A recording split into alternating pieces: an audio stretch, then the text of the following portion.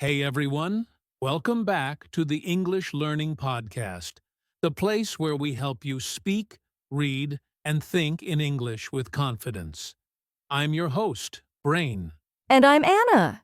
Today, we're going to tackle something that frustrates almost every English learner reading without stopping every 2 seconds. Exactly. Have you ever tried to read an article or a story in English, but you keep pausing after every word? Or maybe you stop every time you see a word you don't understand, and by the time you finish the sentence, you've forgotten the beginning. If that sounds familiar, you're in the right place. Today, we'll show you how to read smoothly, naturally, and without those awkward pauses. And don't worry, you don't need to be an advanced speaker to start. Even if your English is basic, you can train yourself to read like a fluent speaker. We'll talk about why people pause so much, what's happening inside your brain when you read, and 5 powerful techniques to fix it. Plus, I'll share a little challenge for you at the end, something you can do every day to see real progress. So, grab your coffee, relax, and let's make your reading flow like a river. All right, Brain, let's dive in. All right, before we fix the problem, we need to understand why it happens. Why do so many English learners pause when they read? Oh, I can tell you from personal experience when I started learning English, I paused all the time. I remember reading a news article once, and I couldn't get past the first paragraph without stopping at almost every sentence. Yeah, I think we've all been there. One big reason is lack of vocabulary. When you see a new word, your brain kind of freezes and says, "Wait, what does this mean?" Exactly. And instead of moving on, you stop, look it up, or try to translate it in your head. That kills the rhythm. Another reason is pronunciation doubts. Sometimes learners know the meaning of the word, but they're not sure how to pronounce it, so they slow down. Yes, I used to get stuck on words like comfortable or entrepreneur. I knew what they meant, but my mouth didn't want to cooperate. Then there's the fear of making mistakes. Many learners think, if I read it wrong, I'll embarrass myself. So they slow down to be perfect. Right. But the truth is, perfection isn't the goal at first flow is. If you focus too much on perfection, you'll never get comfortable reading. Another interesting reason is translating in your head. If you're reading in English, but your brain keeps switching to your native language to check every sentence, you're adding an extra step. And that extra step makes you pause. Imagine you're trying to run, but after every step, you stop to check a map. You'll never build momentum. Exactly. And the last big reason, lack of practice with smooth reading. If you've never trained your brain to read continuously, it's like a muscle that's never been exercised. When I started reading daily, even just a little, my pauses became shorter and shorter. It's really about building that habit. So to sum it up, pauses happen because of vocabulary gaps, pronunciation doubts, fear of mistakes, translating in your head, and lack of practice. And the good news? All of these can be fixed. And that's exactly what we're going to teach you today. Yep, starting with how your brain processes reading and why understanding that can completely change your fluency. Let's jump into the science behind smooth reading. All right, let's talk about what's actually going on inside your head when you read in English. This is where things get interesting. Ooh, brain science time, my favorite. When you read, your eyes don't move smoothly across the page. They actually jump from group of words to group of words. These jumps are called saccades. So that's why sometimes I feel like my eyes hop instead of glide. Exactly. The bigger your eye span, meaning how many words you can see in one glance, the smoother you read. Beginners often have a very small eye span, maybe 1 or 2 words, so they pause more.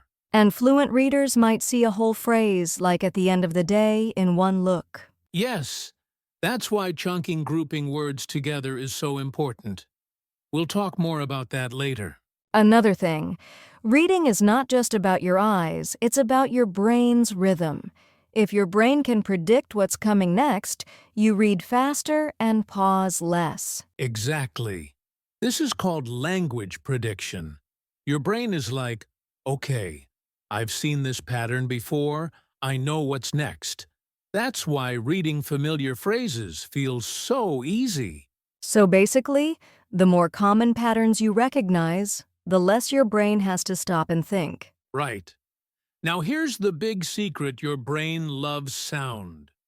When you read silently, you're still hearing the words in your head. If you read with a natural speaking rhythm, your brain follows that flow instead of stopping randomly. I totally feel that. If I read something with a good rhythm, it's like my brain is dancing along with the text. Exactly. But if you break that rhythm by stopping for a word or hesitating, your brain loses the beat. And that's when you feel stuck. So smooth reading is basically a mix of three things: bigger eye span, better prediction, and keeping a natural rhythm. Perfect summary, Anna. And the good news is, all three can be trained with the right practice. Which brings us to our first practical tip, starting with easy, familiar texts, so your brain can focus on rhythm instead of stress. All right, tip number 1, start with easy, familiar texts. This is one of the fastest ways to reduce pauses. I know some people think, but I want to challenge myself. I should read something advanced. Yeah, but here's the problem. If the text is too hard, you'll stop every few words. That's like trying to run a marathon when you've never jogged before. You'll be exhausted in 2 minutes. Exactly. When I was learning English, I started reading children's books. At first, I felt a little silly, like, really? I'm reading about a talking cat? Hey, nothing wrong with a talking cat. True, but the funny thing is, because the language was simple and I already understood most of the words, I could focus on flow instead of looking up vocabulary. And that's the key. When you're already familiar with the words and the topic, your brain feels safe. No panic, no stopping every sentence. So, what counts as familiar text? Well, it could be something you've read in your native language and now want to read in English, or a topic you know a lot about, like your hobby or profession. Or even short news articles, simple dialogues, or a favorite story from childhood. The point is, choose something that's 90% comfortable and only 10% challenging. That way, your brain gets to practice smooth reading without getting overwhelmed. Exactly. And here's a quick exercise for listeners. Pick an easy text today, maybe just one short page, and read it out loud twice. The second time, notice how much smoother it feels. I love that, because once you master reading without pausing in easy texts, you can slowly move to more complex ones, and your fluency will follow. All right. So once you've got a simple text in your hands, the next step is learning how to read it in chunks, not word by word. Oh yes, this one completely changed how I read. Let's get into it. All right? Tip number 2, group words into phrases, not individual words. This is also called chunking. When I first heard about chunking, I thought, oh, so I just read faster? But it's not about speed, it's about grouping meaning. Exactly. See, when you read one word at a time, like the cat is on the table, your brain works too hard connecting each word. That's why it feels slow and broken. But if you read it as a chunk, the cat is on the table, it flows naturally, like speech. Right. And fluent readers do this automatically. They don't think about cat and table separately. They see the whole phrase as one idea. Here's a quick demo. Brain, read this sentence word by word and then read it in chunks. Sentence: I went to the store to buy some fresh bread. Word by word. I went to the store to buy some fresh bread. Chunking. I went to the store to buy some fresh bread. See the difference? The first one feels like a robot.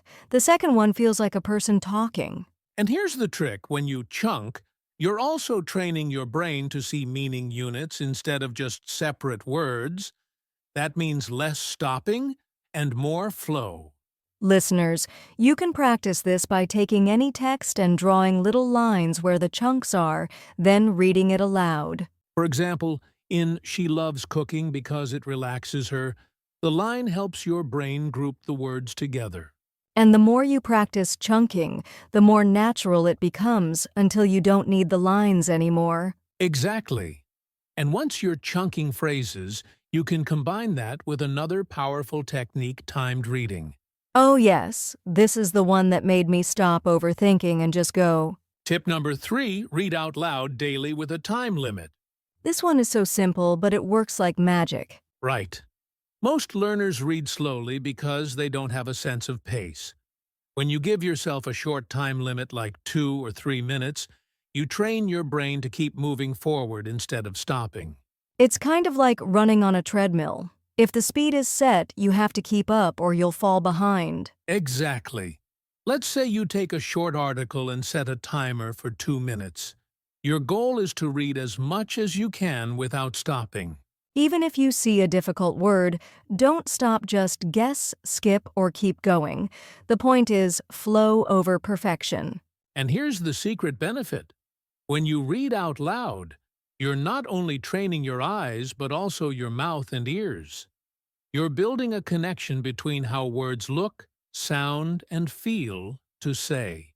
I actually used to do this with my morning coffee. I'd pick a short page from a book and just read it out loud for 2 minutes.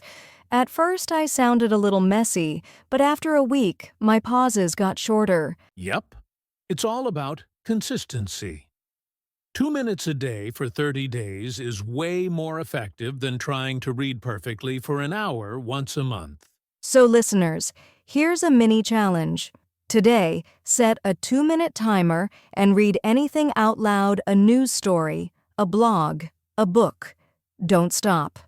Tomorrow, read the same text again and see how much smoother you sound. And if you combine this with our next tip, shadow reading with audiobooks, your fluency will jump even faster. Ooh, this is my favorite part. Let's get into it. Tip number 4, use audiobooks and shadow reading. This is one of the best ways to train your brain for smooth reading. I love this method because you get to borrow the rhythm, tone, and speed of a native speaker while you read. Exactly. Here's how it works. Step 1, choose an audiobook that also has the text available, like an ebook or PDF. Step 2, play the audio while you follow along with your eyes. That's the read-along stage. But the magic happens in Step 3, shadow reading.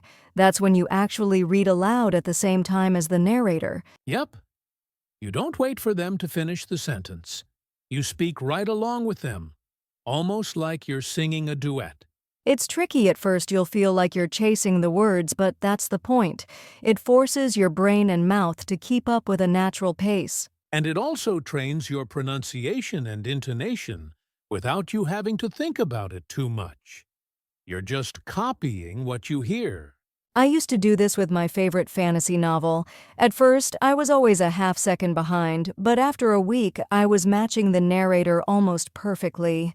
That's the beauty of shadow reading. The more you do it, the less you pause, and the more natural your rhythm becomes.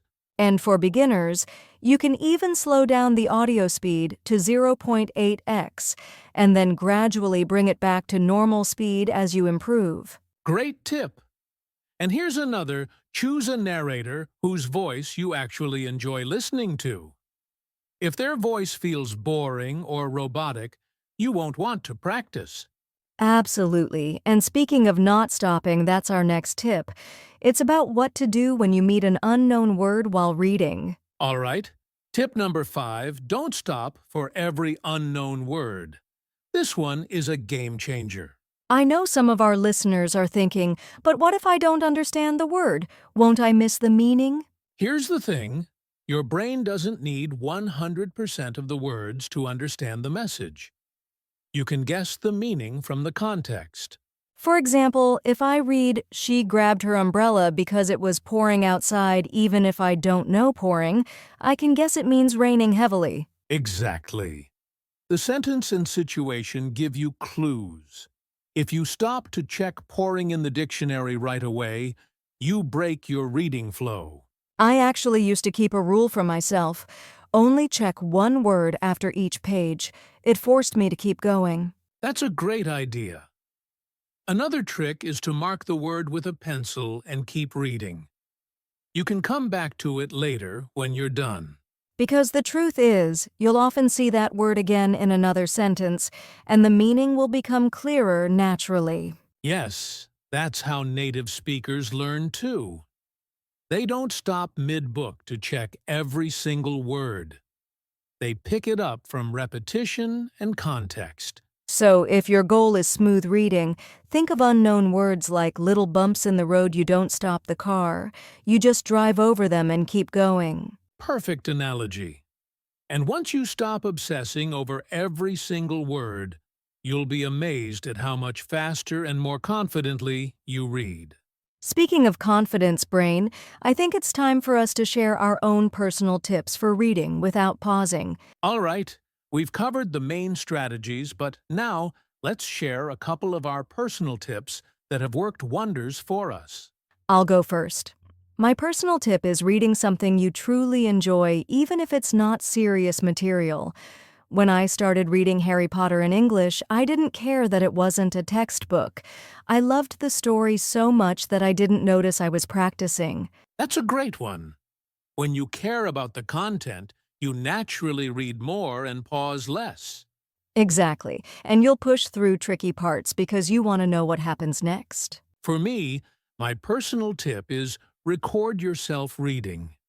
I know it sounds scary, but it works. When you play it back, you'll hear where you pause or slow down. Then you can practice those parts again. Oh, that's smart. It's like being your own reading coach. Right. And over time, you'll hear your progress, which is super motivating. So there you go, read something you love, and record yourself once in a while to track your improvement. And if you combine those with the tips we've shared today, you'll be unstoppable. Speaking of unstoppable, I think it's time to give our listeners a little challenge to keep them moving forward. All right, listeners, it's challenge time. Are you ready? Oh yeah, I'm excited for this one. Okay, here it is. For the next 7 days, I want you to pick one page from any book, article, or even a website in English, something easy or interesting to you. And your goal is simple. Read that page out loud every single day, without stopping. Even if you don't understand every word or get stuck, keep going. Exactly. The key is to practice smooth reading every day. You don't have to be perfect, just keep your voice moving steadily. If you can't finish the whole page in one go, that's okay. Just do your best to read as much as you can, and try to read a little more each day. After a week, you'll be amazed at how much easier it feels to read without pausing. And here's a bonus if you want. Record yourself on day 1 and day 7. Then listen to your progress. We'd love to hear your results too, so drop a comment or message and tell us how it went. All right, challenge accepted.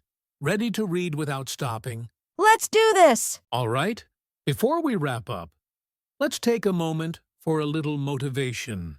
You know, reading in English without pausing isn't just a skill, it's like a muscle that needs training. Exactly.